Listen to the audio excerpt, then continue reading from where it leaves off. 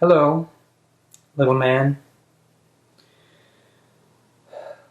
Boy, I sure heard a bunch about you. See, I was a good friend of your dad's.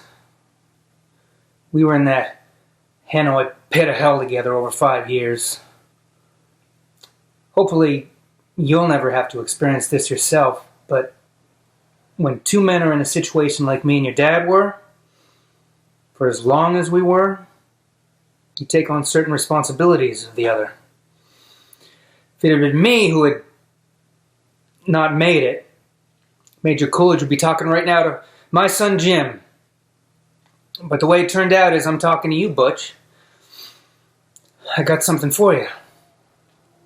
This watch I got here was first purchased by your great-grandfather during the First World War. It was bought in a little general store in Knoxville, Tennessee, made by the first company to ever make wristwatches. Up till then, people just carried pocket watches. It was bought by Private Doughboy Ernie Coolidge on the day he set sail for Paris. It was your great-grandfather's war watch, and he wore it every day he was in that war.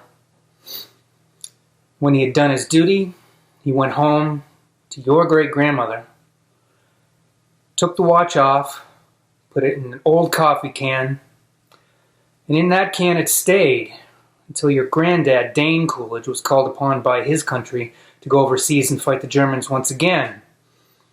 This time they called it World War II. Your great-grandfather gave this watch to your granddad for good luck. Unfortunately, Dane's luck wasn't as good as his old man's. Dane was a Marine. He was killed, along with all the other Marines, Battle of Wake Island.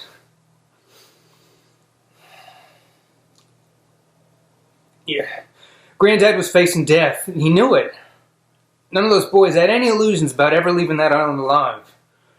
So 3 days before the Japanese took the island, Granddad asked a gunner on an Air Force transport named of Wanaki, a man he'd never met before in his life, to deliver to his infant son, who he'd never seen in the flesh, his gold watch. 3 days later, your granddad was dead. But Wanaki kept his word. After the war was over, he paid a visit to your grandmother, delivering to your infant father his dad's gold watch. This watch.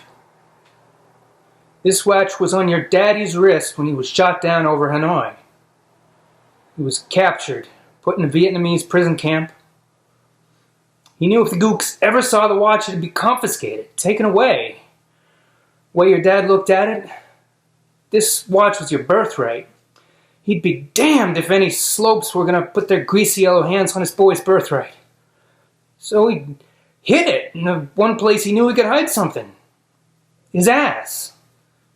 5 long years he wore this watch up his ass. Then he died of dysentery, gave me the watch. I hid this uncomfortable hunk of metal up my ass 2 years. Then after 7 years, I was sent home to my family.